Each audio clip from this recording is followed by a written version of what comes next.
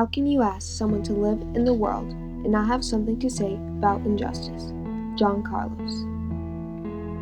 When a nation was divided, during a time when you were judged by the color of your skin, John Carlos and Tommie Smith, two athletes, husbands, fathers, and humanitarians, made sure that their voices did not go unheard. They risked everything to create a better future, to change what they knew was wrong. By simply raising their fists, they created a powerful image that would live on and made sure that the names John Carlos and Tommie Smith were not forgotten. 1968. The Salute for Justice. John Carlos and Tommie Smith were both born in the mid-1940s, but couldn't have had more different childhoods. John Carlos grew up in Harlem, New York, listening to Malcolm X speeches and running around the city giving food to the poor. Tommie Smith and his 11 siblings were born in Clarksville, Texas, working in cotton fields for rich white families. Even when leading very different lives, both Carlos and Smith knew that America, a land where all men were supposed to be created equal, was filled with racism and discrimination. Blacks did not have the basic human rights that they needed to live a gleeful life. As children, segregation often interfered with John and Tommie's everyday lives.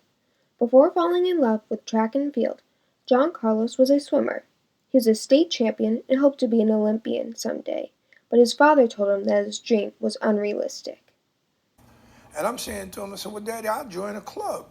And he said, oh, and you can't join a club. And I said, well, Daddy, we can't afford it? He said, oh, no, we can afford it. Well, why can't I join? And then he put his hand out like that, and he rubbed his hand. And when he did it, I thought he had a bug bite or something. And he's telling me, he said, no, son, because of the color of your skin. Tommie Smith had to attend a church and a one-room school that were only for blacks, and his father had to address his white boss as Mr., yet whites could address Tommie's father as boy. As children, John and Tommie were noticed as naturally gifted runners, which led them to attend San Jose State University, also called Speed City. When they attended college, they both became track and field legends. Their speed allowed them to fly past the competitors, and they always stayed a pace ahead. Yet everyday life wasn't a picnic for John and Tommie because of the harsh conditions they and fellow African Americans were being treated under. They wanted change in the world and decided to use the platform that their town presented to highlight this change. And that platform was the Olympics. Both Carlos and Smith joined the Olympic Project for Human Rights, also known as the OPHR. The group consisted of potential Olympic athletes and coaches who were concerned about the lack of basic human rights given to African Americans. The OPHR planned to boycott the 1968 Olympic Games in Mexico City and had many other goals, including getting more black coaches hired, restoring Muhammad Ali's title, removing Avery Brundage from his position as head of the International Olympic Committee, and preventing apartheid South Africa and Rhodesia from competing in the Olympic Games. Good evening. Dr. Martin Luther King, the apostle of nonviolence in the civil rights movement, has been shot to death in Memphis, Tennessee. When Martin Luther King Jr., one of the group's biggest supporters, was assassinated, the plan to boycott the Games started to fall apart. Many of the athletes became more concerned about winning a medal than making an impact on the world. John and Tommie decided that they too would go to the Games, but make an impact while there. At the time, they were still unsure about what they would do. As the Games approached, John and Tommie knew that they had targets on their backs. The International Olympic Committee and Avery Brundage knew that they had been a part of the OPHR and wanted to make sure that they stirred no controversy. John and Tommie knew Avery Brundage's mischievous ways and that he strongly disagreed with sports and politics mixing.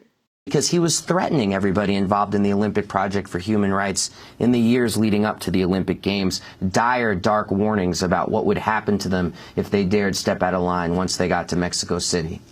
While in Mexico City, John and Tommie decided that they were going to make an impact by using symbolism.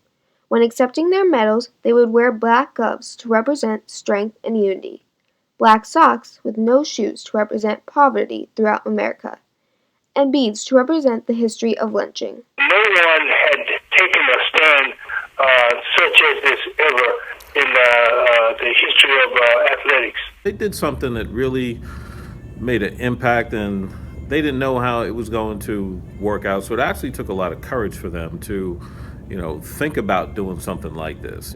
The only thing that John and Tommie had to do now was win the race.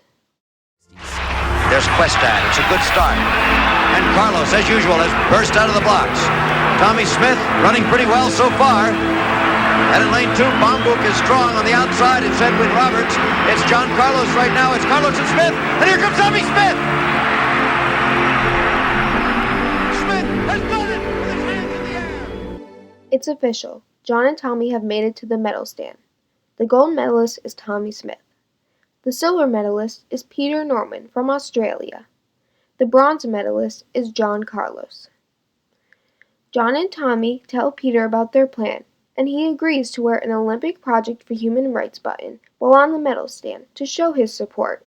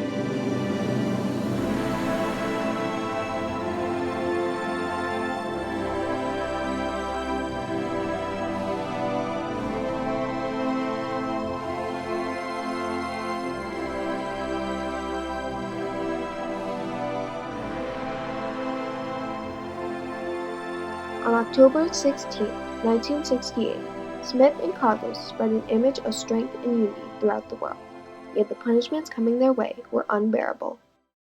It started with the news that the Black Power disciples Tommie Smith and John Carlos, the Olympic 200 meters gold and bronze medalists, had been suspended by the United States Olympic Committee and given 48 hours to leave Mexico.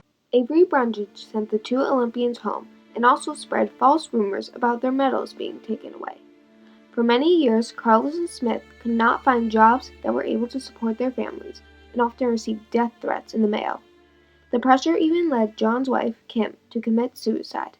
There was a lot of anger from a lot of viewers who perhaps didn't understand what they were standing up for and felt like that maybe they were showing the United States in a bad light in the international community. Because it was just so foreign to people, and it was so bold and different and scary, and so it certainly wasn't received well at the time. But the reason behind their stand is why they never regretted the salute. You might say that you've got it all. You've got publicity, you've got medals, you've got martyrdom as well. What are you going to say to that? I can't eat that, and the kids around my block that grew up with me, they can't eat it. And the kids that's going to grow up after them, they can't eat publicity. They can't eat gold medals, as Tommie Smith said. All we ask for is equal chance. And now, almost half a century later, we have seen how the silent gesture has changed the world we live in for the better. Silent protest in the 1968 Games was controversial, but it woke folks up and created greater opportunity for those that followed. Because of the sacrifices Carlos and Smith made, African-American athletes like Simone Manuel, the first African-American woman to win an individual gold medal in swimming, and Simone Biles, the women's all-around gymnastic champion, are able to achieve their dreams without the color of their skin holding them back. Other athletes like Colin Kaepernick are able to take a stand against issues like police brutality. But most importantly, Carlos and Smith changed a nation that was dangerously divided and forever brought us together.